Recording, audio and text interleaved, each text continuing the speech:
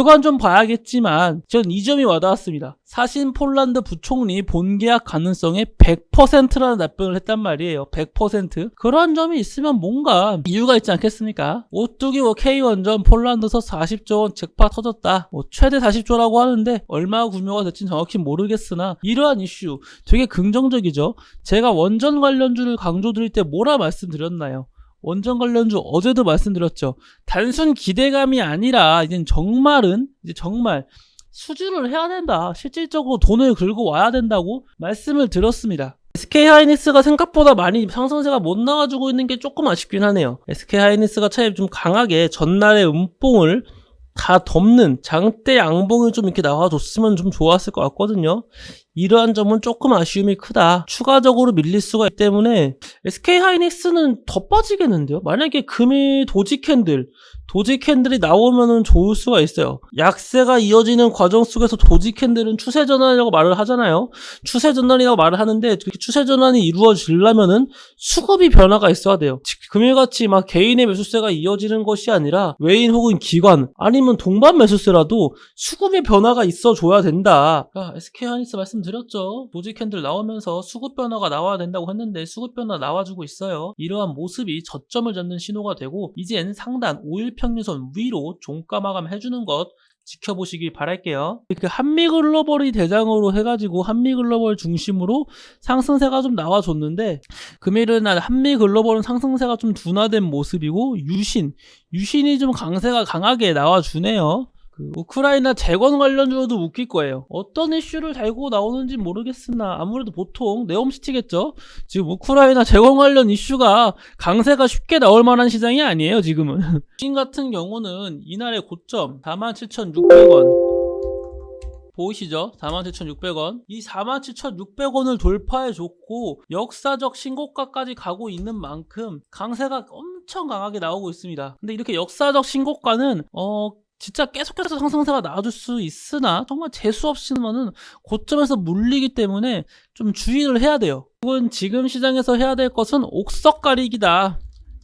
이게 지금 시장에서 해야 되고 어떤 종목이 좋고 어떤 종목이 연속성을 가질 것이고 꾸준하게 상승세가 나와줄 종목이 어떤 것이 있냐, 그러한 종목을 잘 찾아내는 것이 실력을 가늠할 수 있는 내용 중 하나고, 하나 더, 손절 잘하기. 이게 제일 중요해요. 제가 볼 때 손절 잘하기.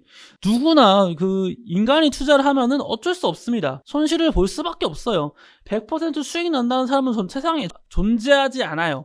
누구나 손절을 쳐야 될 순간이 오고 비중을 추가해야 될 순간이 옵니다. 손절을 본인이 원래 처음에 예측했을 때, 예를 들면은 A라는 종목을 6만원에 손절, 6만원에 손절해야지 이렇게 마음 먹은 사람이 있을 거 아니에요. 그쵸? 근데 58,000원,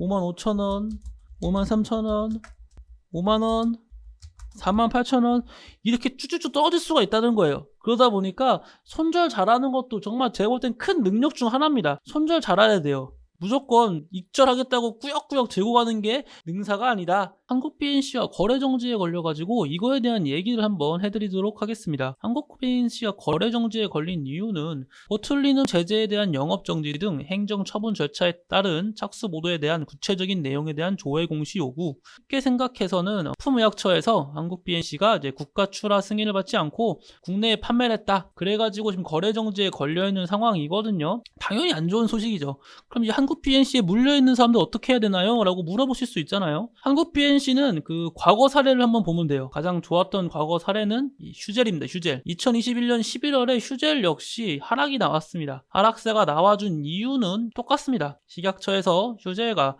파마 리서치 바이오가 국가 출하 승인을 받지 않고 국내에 판매를 했다. 이와 같은 소식에 휴젤 역시 거래 정지가 걸렸거든요. 하지만 휴젤은 하는 말이 결국에는 우리는 법적 책임하겠다. 법리적 판단 차이가 있는 거고 즉각 행정처분 취소 소송을 제기하면서 집행정지 신청을 내리겠다. 이런 식으로 말을 했어요. 그러면서 휴젤 같은 경우는 2021년 10월이거든요. 네, 이때 거래 정지가 됐다가 바로 거래가 풀렸습니다. 하지만 주가의 약세를 피할 수는 없었죠. 휴젤은 그 뒤로 한국 BNC도 솔직한 말로 어떻게 대응할지 몰라요. 답변 기간이 이제는 내일 오후 6시까지거든요. 오후 6시까지 어떤 식으로 답변할지 모르겠으나 답변이 나온다고 해도 강세가 나와주기는 힘들 것 같습니다. 제 생각은 그래요. 아무튼 휴재같이 이게 그 식약처랑 법적 대응으로 갈 것인지 인정을 할 것인지 현재로서는 이 휴재과 같이 비슷하게 끝났으면 좋겠습니다. 그래도 한국 BNC 그래도 과거에 그 들고 계신 분들 상당히 많으실 텐데 아무튼 이건 거래정지로 인한, 그쵸? 한국 BNC가 과거 정말 이게 엄청 급등이 나온 종목이거든요. 제가 낼 수 있는 말은, 결론은 거래정지를 해소하려면은 휴재과 같이 뭐 법적 대응을 한다든지 강력하게 해가지고 재개를 하는 것이 우선이고, 만약에 이게 사실이 아니라면요. 근데 만약에 이게 사실이 아니더라도 주가의 약세는 피할 수 없을 거라는 게 제 의견입니다.